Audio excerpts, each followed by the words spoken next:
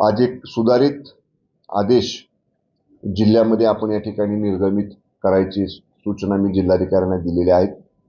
याच्यामध्ये ज्या शाळा आहेत, प्राथमिक माध्यमिक कॉलेजेस आहेत, सिनियर ज्युनियर टेक्निकलचे, अशा सगळ्या ठिकाणी सर्वप्रथम वेगवेगळ्या दिशेला त्या आस्थापनेमध्ये जर मुलींचं स्वच्छतागृह, मुलांचं स्वच्छतागृह असेल तर प्रश्न नाही, परंतु एकाच दिशेला जर दोन वस्तीत अशी स्वच्छतागृह असतील तर इमिजिएट त्याला पार्टिशन एंट्री पॉइंटलाच जिथून जायचे आत तिथं मुलांकडच्या मुलींच्या स्वच्छतागृहाकडे जायला वेगळी एंट्री आणि मुलांच्याकडे जायला वेगळी एंट्री, अशा पद्धतीनं तातडीनं त्या शाळांना त्या एंट्री बदलण्याच्या आदेश या ठिकाणी आपण दिलेले आहेत। सक्तीनं मुलींच्या स्वच्छतागृहाची स्वच्छता देखभाल ही महिला कर्मचाऱ्यांनीच करावी, याच्यासाठी सुद्धा त्यांना आज सुधारित आदेश या ठिकाणी आपण दिलेले आहेत। शासन मान्यतेने भरलेले कर्मचारी सोडून जे कर्मचारी रोजंदारीवर घेतले जातात, तात्पुरत्या स्वरूपात घेतले जातात, त्या सगळ्या कर्मचाऱ्यांचं स्थानिक पोलीस स्टेशनमधनं पोलीस व्हेरिफिकेशन करणं कंपल्सरी आजपासून या ठिकाणी आपण केलेलं आहे।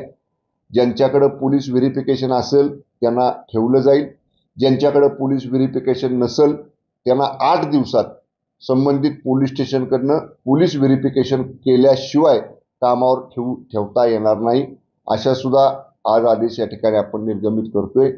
शासनाची जी वसतिगृह आहेत, सामाजिक न्याय विभागाचे असतील किंवा अनुदानित जे कॉलेजेस आहेत, आता उदाहरणार्थ साताऱ्यामध्ये काही मोठ्या शिक्षण संस्थांची कॉलेजेस आहेत, अशा कॉलेजेसवर सुद्धा माध्यमिक विभागाच्या शिक्षण अधिकाऱ्यांना आपण स्वतंत्र अधिकार आज दिलेले आहेत। अशा सगळ्या हॉस्टेल्सची त्या शिक्षण अधिकाऱ्यांनी तातडीनं आजपासून तपासणी करायची आहे। महिला कर्मचारी मुलींच्या वसतिगृहामध्ये आहेत का, पुरुषांच्या वसतिगृहामधले जे कर्मचारी असतील ते त्या महिला कर्मचाऱ्यांच्या वसतिगृहामध्ये अनाधिकारानं जात नाहीत ना, ह्या सगळ्या गोष्टींची तपासणी करायचे आदेश माध्यमिकच्या शिक्षण अधिकाऱ्यांना दिलेले आहेत। उद्यापासून प्रत्येक प्राथमिक शाळेमध्ये, माध्यमिक शाळेमध्ये, कॉलेजमध्ये सिनियर ज्युनियर पोलीस अधिकारी आणि शिक्षण विभागाचे भाग अधिकारी हे जाऊन पालक आणि विद्यार्थ्यांची शाळा व्यवस्थापनाबरोबर संयुक्त बैठका घेतील। त्या बैठकामध्ये विशेषतः मुलींच्या करता आम्ही प्रत्येक पोलीस स्टेशन अंतर्गत स्वतंत्र महिला अधिकारी कर्मचाऱ्यांचे फोन नंबर आणि नाव त्या प्रत्येक शाळामध्ये आणि त्या प्रत्येक कॉलेजमध्ये देण्याची व्यवस्था केलेली आहे। जिल्हा पोलीस अधीक्षकांनी मी सांगितलेलं आहे, आजच त्याचं नियोजन तुम्ही करा, वाटलंच तर उद्याचा एक दिवस तुम्हाला लागला तर घ्या, पण सोमवारपासून कंपल्सरी ह्या बैठका येणाऱ्या 4 दिवसात जिल्ह्यातल्या प्रत्येक शाळेत, कॉलेजमध्ये, सिनियर ज्युनियर टेक्निकल सगळीकडे झाल्या पाहिजे, जेणेकरून आपल्या विद्यार्थिनीबद्दल, आपल्या मुलीबद्दल पालकांना काही शंका असेल तर ती महिला कर्मचाऱ्याकडेच त्या पोलीस स्टेशनच्या फोनवरनं कळवली जाईल। फोनवरनं कळवल्या इमिजिएट रिस्पॉन्ड संबंधित महिला कर्मचारी आमची त्या तक्रारीला करतील आणि जे कोणी कठोर असतील त्याच्यात गुन्हेगार त्यांच्यावर कारवाई केली जाईल। मी आपल्याला सगळ्यांना आठवत असेल, मी गृह विभागाचा राज्यमंत्री असताना महिला पथदर्शी प्रकल्प एक साताऱ्यामध्ये राबवला होता आणि त्याची आकडेवारी आपल्यासमोर आहे।